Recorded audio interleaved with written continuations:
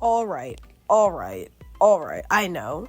This one has been a long time coming, but my schedule has been real filled up recently. That's why I've only come out with short-term content for a while, to say the least. But I'm finally back, and I think this video is going to be one of my best so far. Today, I'm going to dive into some of the coasters that I have ridden that are, in my opinion, quite underrated.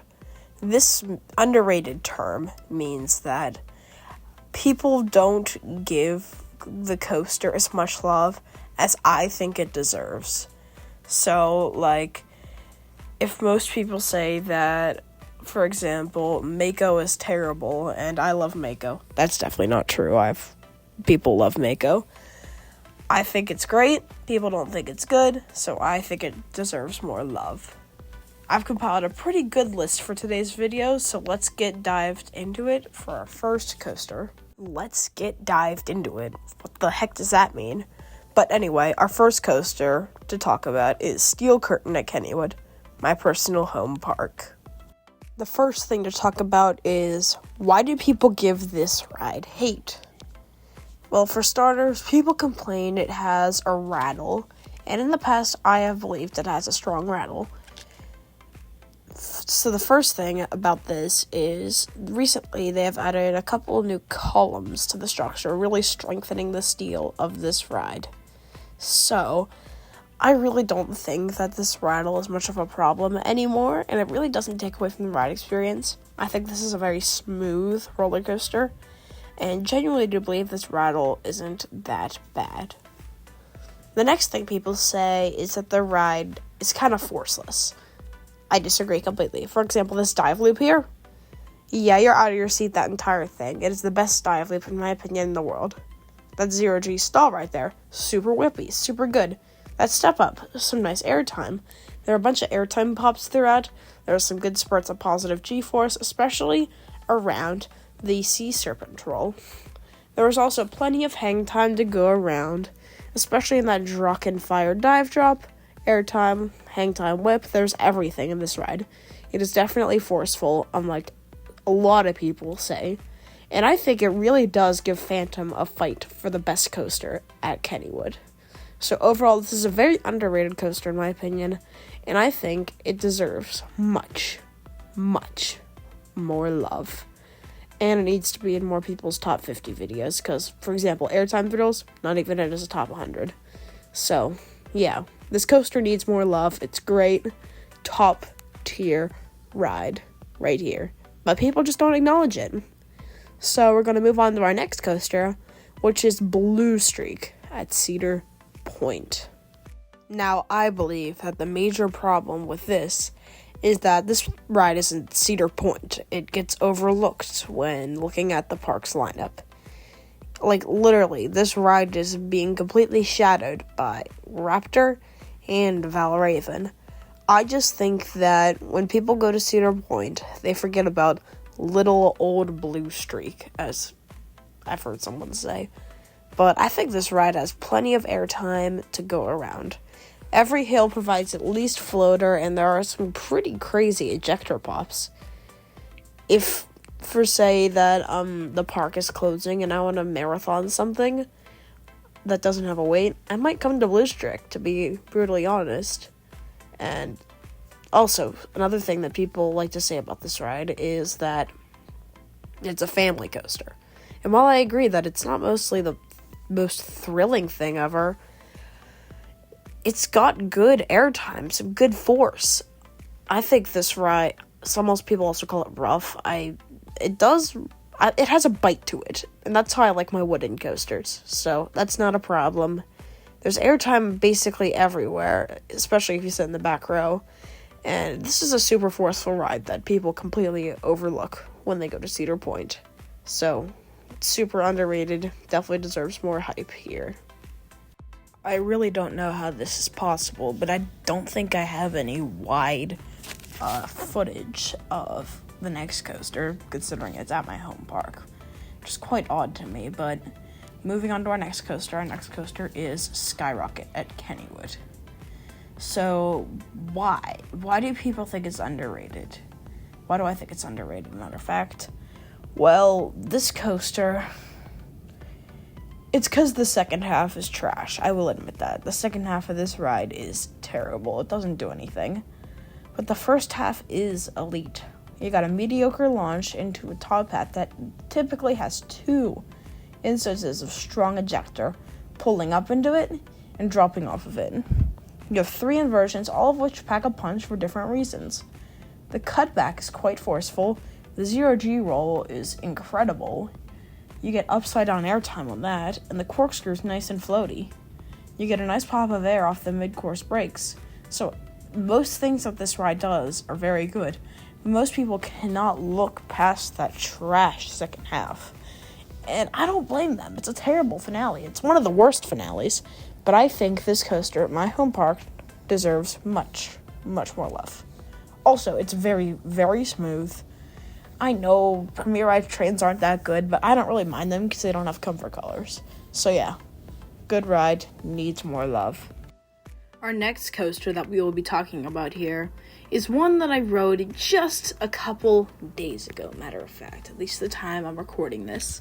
And this coaster is Wildcat at Lake Compounce. Matter of fact, I genuinely think that this ride is underrated for one reason and one reason only. It used to suck. It used to be terrible. It used to be considered one of the roughest wooden coasters out there and a top contender for the RMC treatment. However, they recently retracked it once again, and they did not mess up this retracking this time. This ride is so good. There are nice pops of airtime everywhere, and it is incredibly smooth. It is a higher ranked of my wooden coasters, and it is definitely one of the standout rides at Lake Compounce. Definitely not hated anymore. Really, I think the main reason why this one's so underrated is because most people think of the old, rough Wildcat. But it's different now. It's much, much better. So, definitely, when a ride's been upgraded, it can definitely be considered underrated amongst the community. So, and that's a prime example here. So, Wildcat at Lake Compounce, you, my friend, are quite an underrated cookie in the coaster community. Now, up next, let's talk about a model that not many people in the coaster community like. And that would be the dive coaster. Why do people not like this type of style of coaster? And one specific coaster stands out in my mind that was exponentially better than people put it out to be. And that would be Yukon Striker at Canada's Wonderland. Wow, oh wow. This coaster blew my expectations out of the water. Great first drop. The Immelman does nothing. But that sequence of inversions after the Immelman is stupid intense. I gray out almost every time there, and it's a super punchy part of the ride. I think people knock it because the finale of the ride is pretty terrible, but I don't really care because it helps the capacity. It's for capacity purposes, and their operations on that thing are magnificent. So as long as it helps operations, I don't care. Plus, I actually do get airtime on that airtime hill, unlike you, Valraven. And this coaster actually pulls some decent G's, which I really like. And the vests aren't as restricting as Valraven's. So this coaster is super good. Why I think it's underrated? First of all, it's a dive coaster. Not that many coaster enthusiasts really like that model. Second of all, it's at Canada's Wonderland. Just go ride the other two B&Ms, according to other people. However, I genuinely think that this is a coaster you should do more than once you go, because I think it's a very good ride. Super underrated. Let's move on to our next coaster. Let's talk about an underrated coaster that's mostly underrated because of location. Meet Waldameer, a small family park up in Presque Isle, Pennsylvania. Now, this park is home to an incredible wooden roller coaster known as Ravine Flyer 2. No one talks about this ride. I swear, nobody talks about this ride. However, it's one of the best wooden coasters out there. There's a reason those who talk about it consider it the mini Voyage, which I can totally get. It looks so much similar to Voyage. However, I've actually ridden this one. I've not ridden Voyage. There's so much good airtime, specifically in the first half before you go back up to park level. When you dive into the ravine over the airtime hill over the pathway, and up into the other various airtime moments throughout this ride. It's relatively smooth. It's got, I don't mind the restraints. Some people really don't like these types of restraints, but I don't mind them. And I think this is definitely a standout wooden coaster out there. But nobody thinks, whoa, let's go to an amusement park today. Which one do you want to go to? Let's go to Waldameer. No, people think of the big names around there, like Cedar Point or Kennywood. This ride is solely based off of the park it's in, mostly because it's kind of out there. So, really, people haven't really experienced this ride. And it is definitely worthy of the talk in the coaster community, as this ride is so freaking good. Nobody talks about it, though. Moving on to our final roller coaster. Our last coaster, let's go to Hershey, Pennsylvania for a ride themed to the temperature. Why? Like, genuinely, why? In case you haven't caught on yet, we're talking about Fahrenheit at Hershey Park. This roller coaster, no one talks about it. Literally no one. Why? It's got that anticipating first lift hill, vertical, that amazing first drop, unique inversions such as the Norwegian loop, some airtime pops specifically towards the end, and lots of intensity. Why don't people talk about this ride? I solely think that it's the other rides in this park. You gotta remember, this ride is in a park with Wildcats Revenge and Sky Rush. Two immaculate roller coasters. And I feel like they just overshadow this Intamin coaster. And I think it should be talked about more. I think it's definitely a top 5 ride at this park. Super intense, pretty smooth, good airtime. Fahrenheit is definitely a coaster that needs to be talked about more. And that is going to conclude it with today's video, where we talked about some of the more underrated coasters that I have ridden. There are some coasters that I do think are underrated, but didn't quite make the cut for this video, such as Storm Runner at Hershey Park, or even coasters such as the Bat at Canada's Wonderland. But maybe we'll save those for another video.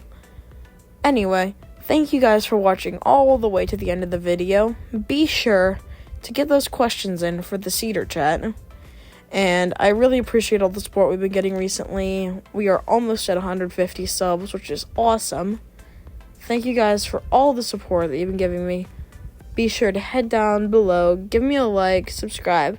Tell me some coasters that you've ridden that you think are underrated. And we will see you in the next video. Goodbye.